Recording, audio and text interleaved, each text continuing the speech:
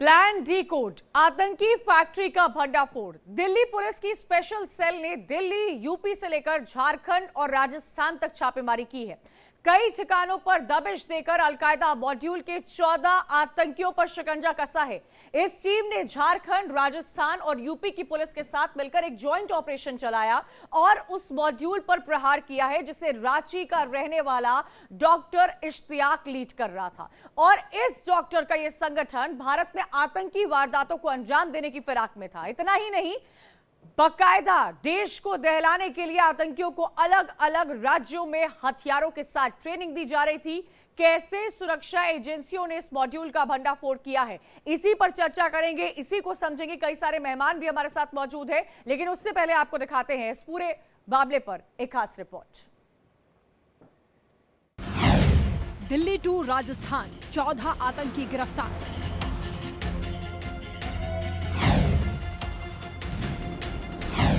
आतंकियों के इरादे नापाक, कहां-कहां फैला आतंक का जाल।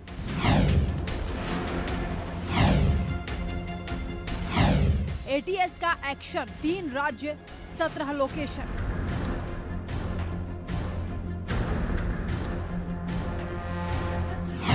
अलकायदा मॉड्यूल का पर्दाफाश, देश में आतंकी साजिश नाकाम।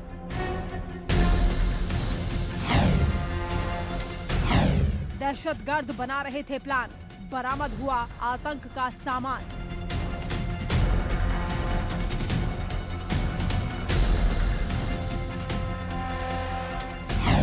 देश को दहलाने की प्लानिंग, शिकंजे में मास्टरमाइंड।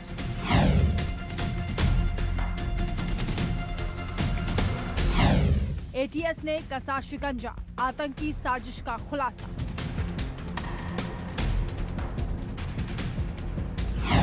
सुरक्षा एजेंसियों का प्रहार, आतंकियों के मंसूबे नाकाम। आतंकी प्लान डिकोड, आतंकी फैक्ट्री का भंडाफोड़।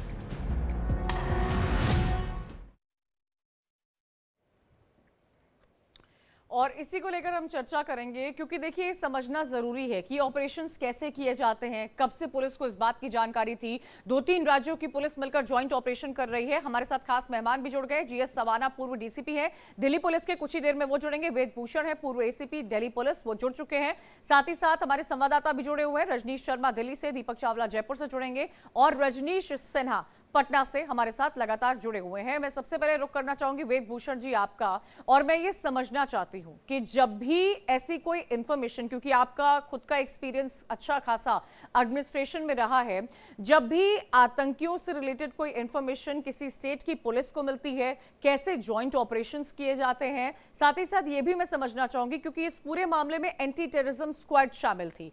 कई ऐसे आतंकी हैं, कई ऐसे ठिकाने हैं जिनको चिन्हित किया गया है। 15 से 16 ऐसे ठिकाने हैं जिन पर छापेमारी की गई थी। और ये जो लोग थे जो इसकी अध्यक्षता करते थे, वो युवाओं को बरगलाते थे, हथियार पहुंचाते थे। अलग अलग राज्यों में कैसे ये लोग हथियार पहुंचाते हैं, कई सवाल हैं वेद भूषण जी जो इसको लेकर खड़े होते हैं। वेद भूषण जी से मेरा सवाल था, लेकिन मैं उनको इस वक्त देख नहीं पा रही हूँ। खैर, मैं अपने रिपोर्टर्स के साथ लगातार हमारे साथ जुड़े हुए हैं, उनका रुख कर लेती हूँ। रजनीश, क्या जानकारी मिल पा रही है? ज्वाइंट ऑपरेशन हुआ है, आतंकियों को पकड़ा गया है, बहुत बड़ा ऑपरेशन था ये। बिल्कुल, देखिए 2 दिनों तक ये ऑपरेशन चला, 16 जगह छापेमारी। और यूपी की एटीएस, राजस्थान और जो झारखंड की पुलिस है वो लगातार एक ज्वाइंट ऑपरेशन कर रही है। अभी भी लगातार छापेमारी की जा रही है और मेरे सोर्सेज के मुताबिक अभी तक 2 दर्जन से ज्यादा ठिकानों पर छापेमारी की जा चुकी है। और इन छापेमारी में जो 6 लोग हैं वो राजस्थान के भिवाड़ी से गिरफ्तार किए हैं। ये अलकायदा मॉड्यूल से प्रेरित थे और वहां पर हथियार चलाने की जो है वो प्रैक्टिस कर रहे थे।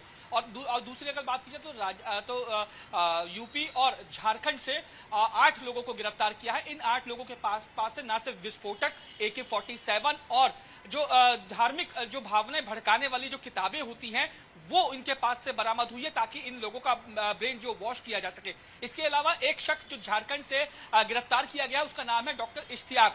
यही जो मास्टरमाइंड था और अलकायदा मॉड्यूल को भारत में स्थापित कर रहा था। अगर बात की जाए डॉक्टर इश्तियाक की, तो अभी तक की जो जांच में ये पता चला है कि डॉक्टर इश्तियाक एक के बाद एक कई सिलसिलेवार जो आतंकी वारदातें हैं या घटनाएं हैं या बम विस्फोटक है या फिर दूसरी जो घटनाएं हैं उनको अंजाम देने की फिराक में था। और यही कारण बिल्कुल। और रजनीश, क्योंकि इसको ही लेकर सवाल खड़े किए जा रहे थे, रजनीश सिन्हा भी लगातार इस खबर पर हमारे साथ कल से ही अपडेट दे रहे हैं। रजनीश सिन्हा, क्या लगता है कैसे डॉक्टर इश्तियाक का क्योंकि जिक्र किया जा रहा था, कल भी मैं आपसे सवाल ले रही थी कि क्या जानकारी उनसे रिलेटेड मिल पा रही है? इतना बड़ा मॉड्यूल ऑपरेट हो रहा था, अलग अलग राज्यों में हथियार पहुंचाए जा रहे थे, जानकारी ये मिल पा रही है कि AK-47 तक बरामद हुई है। कई ऐसी किताबें भी थी जो युवाओं को बरगलाती थी। कहां से ऑपरेट हो रहा था ये मॉड्यूल, कहां सेंटर था, इन सबको पकड़ा गया है। क्या आगे भी अभी ऑपरेशंस हैं जो बाकी हैं, रजनीश सिन्हा? देखिए कंचन, अभी ये ऑपरेशन चल नहीं रहा है। फिलहाल जो गिरफ्तारियां हुई हैं 9 के आसपास झारखंड में गिरफ्तारियां हुई हैं संदिग्धों की, जिसमें 6 को कल कोर्ट में पेश किया गया था, जज के सामने भी देर रात पेश किया गया था। इश्तियाक जिसकी बात हो रही है, रांची में एक बड़े प्राइवेट हॉस्पिटल में रेडियोलॉजिस्ट का काम करता था और ये मास्टरमाइंड माना जा रहा है। जमशेदपुर में अपनी प्रैक्टिस करता था, राजस्थान के भिवाड़ी में इसने ट्रेनिंग ली थी हथियार चलाने की और यहां पर युवाओं का ब्रेन वॉश कर रहा था इश्तियाक। इसके साथ फैजान की कल हम लोगों ने तस्वीर दिखाई थी, फैजान को पकड़ा गया था हजारीबाग से। फैजान जो था ये इश्तियाक के संपर्क में था, ये लोग साथ में मिलते थे। फैजान जो है अमूमन इश्तियाक से रांची जाकर या इश्तियाक आया करता था हजारीबाग, वहां फैजान से गिरफ्तारी के साथ मुलाकात होती थी। और जिन लोगों की इसमें गिरफ्तारी हुई है वो करीब करीब उनकी संख्या 8 से 9 बताई जा रही है। मैं एक बार उनके नाम आपको बता देता हूं। मैं आऊंगी रजनीश। हमारे साथ वेदभूषण जी भी जुड़ गए हैं, GS अबाना जी भी हैं, दोनों को एडमिनिस्ट्रेशन का अच्छा खासा अनुभव है। वेदभूषण जी का मैं रुख करना चाहूंगी। स्वागत है आप दोनों का सर। वेदभूषण जी, एक बात समझाइएगा, एडमिनिस्ट्रेशन से रिलेटेड ये बात समझाइएगा। कई स्टेट पुलिस इसमें इन्वॉल्व होती है, एंटी टेररिज्म स्क्वाड्स इसमें इन्वॉल्व होते हैं। जो जानकारी मिल पा रही है वो ये मिल पा रही है कि कैसे झारखंड में, रांची की बात की जाए, हजारीबाग की बात की जाए, तो वहां पर ये ऑपरेशंस होते थे। इतने बड़े मॉड्यूल, कैसे हथियार उन तक पहुंचते हैं? एक डॉक्टर जो रेडियोलॉजी डिपार्टमेंट देखता है, जो CT स्कैन्स और MRI के डॉक्यूमेंट्स को देखता होगा, उसका दिमाग क्या ऐसी घटनाओं में कैसे चला गया? कैसे ये सारे मॉड्यूल्स कैसे आखिर बनते हैं? देखिए कंचन, ये इंटरनेशनल मॉड्यूल है, सीरिया से और तमाम मिडिल ईस्ट के कंट्रीज से ये ऑपरेट किए जाते हैं। बड़ी मात्रा में पैसा फाइनेंस होता है, फंडिंग होती है इसके लिए। और इसमें जो आप ध्यान से देखें, जो पिछली भी जो कामयाबी दिल्ली पुलिस स्पेशल सेल या हमारे तमाम जो इंटेलिजेंस एजेंसी जो उनकी रही थी, उसमें ये झलक कर आया कि ये एक स्पेशल टाइप का मॉड्यूल है जो पढ़े लिखे लोगों को उनका ब्रेन वॉश करता है और एक इस्लामिक सोच उनके अंदर डेवलप की जाती है। एक उसकी प्रक्रिया का हिस्सा है। अभी जो रांची झारखंड से पकड़े गए हैं ये डॉक्टर हैं, इससे पहले इंजीनियर पकड़े गए थे। इनके पास में बड़ी भारी मात्रा में लिटरेचर, तमाम तरह के हथियार, तमाम तरह की जानकारियां उपलब्ध होती हैं, इंटरनेट से कनेक्शन होते हैं, तमाम जो फंडिंग्स होती हैं। आप देखिए पूरे दिल्ली और झारखंड और राजस्थान, 3 स्टेट से भी 14, ये दिल्ली पुलिस के स्पेशल सेल की बहुत बड़ी कामयाबी है कि इतने बड़े मॉड्यूल को दिल्ली पुलिस ने वर्कआउट करने में कामयाबी हासिल की है। हालांकि इससे पहले भी बहुत सारे इस तरह के मॉड्यूल वर्कआउट होते रहे हैं, परंतु ये जो फिलहाल अब हिंदुस्तान एक बहुत बड़े मुकाम पर पहुंचने वाला है। आपने देखा होगा कि अभी आज ही मोदी जी ने यूक्रेन से एक आह्वान किया है कि हम आतंकवाद के खिलाफ हैं। अभी जो रशिया की वार है उसको रुकवाने के लिए पहले मोदी जी रशिया गए थे, अब यूक्रेन गए हैं, तो शांति प्रक्रिया चल रही है। हिंदुस्तान की बहुत बड़ी कामयाबी होगी यदि शांति प्रक्रिया में हिंदुस्तान कामयाब हो जाता है अपनी डिप्लोमेसी के अंदर। परंतु कुछ लोग, ऐसा वर्ग है पूरे वर्ल्ड के अंदर जो नहीं चाहता कि हिंदुस्तान तरक्की करे, हिंदुस्तान का कहीं पर नाम हो, उसका नाम रोशन हो, क्योंकि यदि हम इसमें मिशन में कामयाब हो गए तो हिंदुस्तान एक नोबेल प्राइज शांति के लिए उसका हकदार हो जाएगा। तो ऐसे लोग ऐसे टाइम पर कुछ ना कुछ ऐसी खुराफात करने के मूड में होते हैं। हमारा इंडिपेंडेंस डे होता है, रिपब्लिक डे होता है, या इस तरह के बड़े ओकेजन्स होते हैं जहां हिंदुस्तान की छवि बहुत बड़े लेवल पर जाती है, तो उसको हमेशा डिस्टर्ब करना है। पर अगर बांग्लादेश में आपने देखा, बांग्लादेश में बिल्कुल, और इसी वेदभूषण जी, यही इसी मॉड्यूल को समझने की यहाँ पर कोशिश की जा रही है। GS अबाना जी भी हमारे साथ लगातार जुड़े हुए हैं। जीएस जी, ये कोई कश्मीर का अलगाववाद नहीं है, ना ही ये कश्मीर की पत्थरबाजी की घटनाएं हैं। ये झारखंड, दिल्ली, राजस्थान जैसे स्टेट्स जहां पर इंजीनियर्स और डॉक्टर्स, वेल रेड लोग सामने निकल कर आ रहे हैं, जिनके पास बड़े बड़े हथियार हैं, जो आतंकियों के पास हथियार रहते हैं, या आतंकियों की गिरफ्तारी होती है। कैसे ये मॉड्यूल आखिर ऑपरेट करता है, कैसे इन तक हथियार पहुंचाए जाते हैं, कैसे ये युवाओं को बरगलाते हैं, कैसे इनके पास वो लिटरेचर मिलता है जो ये युवाओं तक पहुंचाते हैं, डॉक्टर्स, रेडियोलॉजिस्ट। देखिए कंचन जी, ये पूरा एक प्रोजेक्ट लेके हम चलते हैं और इस प्रोजेक्ट में 3-4 डिफरेंट एंगल्स होते हैं। एक एंगल होता है कि फंडिंग, जो सबसे ज़्यादा ज़रूरी है, कि पैसा कैसे वहाँ तक पहुँचता है, बिना पैसे के कुछ भी नहीं है। दूसरा जो होता है वो है टारगेट ग्रुप कौन सा है। आपको लोकल सोर्स चाहिए जो आपके काम को एग्जीक्यूट कर सके, और उसमें जो सबसे सॉफ्ट टारगेट होता है वो लोग होते हैं जो यंग हैं या जो उस तरह की फिलॉसफी से प्रभावित है। तो जो लोग उस फिलॉसफी को मानने वाले हैं उनको आइडेंटिफाई करके और उसके साथ जोड़ा जाता है, फिर उनको इस काबिल बनाया जाता है कि वो उसको एग्जीक्यूट कर सके। वो इसका तीसरा एस्पेक्ट है, वो है उसकी ट्रेनिंग। और उसके बाद सारा वर्कआउट करने के बाद में जो हथियार है, जो और लॉजिस्टिक्स हैं, वो उनको प्रोवाइड की जाती है।